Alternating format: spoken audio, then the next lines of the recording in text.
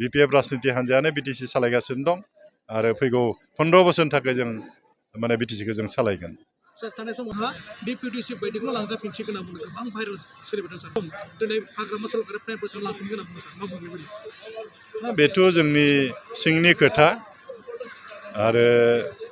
बे बाथ्राफोरखौ निस्सय बिथांमोना मोनसे गिनाय हाबदों जे आं जे बे समस्यायाव आं देरहासार जागोन बिस्रा गिनाय हाब्बाय आरो माने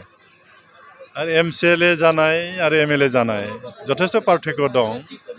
गतिके एमएलए जाखांनायनि उनाव आहा मन्थ्रि जानायनिबो मोनसे सुजुग सुबिदाफोर दङ आरो डिपुटि चिफखौ लांनाय लाङि खोथाया जोंनि भितरनि खोथा जोङो आं हिदान्त लागोन आं बबेथिं थागोन मा खालामगोन जों आं जितु राजनिति खालामदों आं रायजोनि गांनाय उखैनायफोरखौ समाधान खालामनो नाजागोन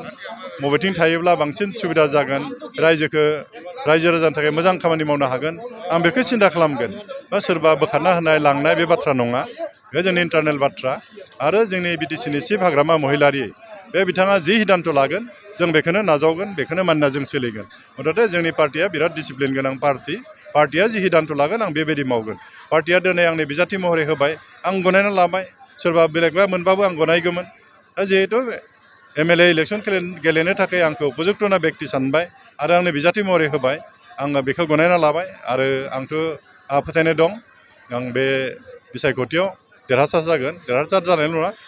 माने गोबां भोटाव आं देरहासार जागोन आरो सार मोनसे खोथा बुंनो दिनै दिपेन बर'मोननि जिखिनि पार्टि दिनै बिथांमोना दिनै नोंथांनि समस्टिनि एगेन्स्ट अपोजिटआव ओंखारबाय दा बेजों लोगोसे बुंदों जे नोंथाङा डिपुटि चिफ मोनदोंबाबो नामावसो डिपुटि चिफ मोनबाय बिथाङा खुनु हाग्रामाजों रेसपन्स होजायासै आरो मोजां डिपार्टमेन्टखौ होजायासै होनना बुंदों सार बेनि माबाफोर रेसपन्स बा रिप्लाइ जादों पार्टिनि गेजेराव बे माबा मोजां डिपार्टमेन्ट होयै खोथा गैया एग्रिकालसार बायदि डिपार्टमेन्टआ बिराद गिदिर डिपार्टमेन्ट बिथांमोना बुंनांगौखाय बुंदों आरो माने माबा मोनसेथ' इसु देखायनांगोन ना आहा हाग्रामा महिलारि सारदों मा सोमोन्दो दङ आं मिथिगौ बेक्तिगत भाबे रायजोफ्रा मिथिगौ जोंनि दोलोनि वार्कारफ्रा मिथिगौ गतिके जथेस्थ' सन्मान होनानै बिथाङा आंनो होदों आरो आं बिटिसि इलेक्सन गेलेनायनि मोन जाहोनानो जाबाय जे जाहा हाग्रामा महिलारि सारखौ जों बिटिसिनि चिफ बनायथारनांगौ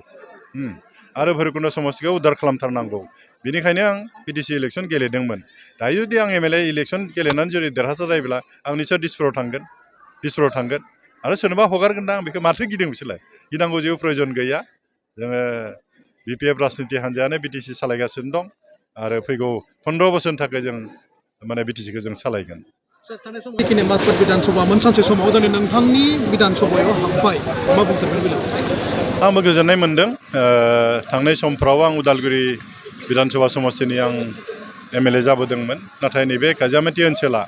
बे उदालगुरि समस्तियाव गोलैयामोन नैबे थांनाय डिलिमिटेसननि उनाव बे ओनसोलफ्रा गोलैबाय आरो बिजाथि हिसाबै आंखौ मोननानै बिथांमोनाबो गोजोननाय मोन्दों आरो बेखायनो बे गोदान समस्तिफोराव आं जेराव थांदों आंखौ जोबोरैनो आरो बिराद मोजाङै बिथांमोना बरायदों जे नोंबायदि सासे उपजुक्त बेक्ति जोंनो नांगौ ओरै होननानै बिथांमोना बरायदों आरो बिसेसकरि बे ओनसोलाव जोंहा बिपिएफनि मोनसे गोख्रों जोंहा अर्गेनाइजेसन दंखायो आं आसा खालामगोन रायजो राजाफ्रा जोंनि बिपिएफ राजनिति हान्जा हिसाबैनो बिथांमोना आंनो भट होगोन आरो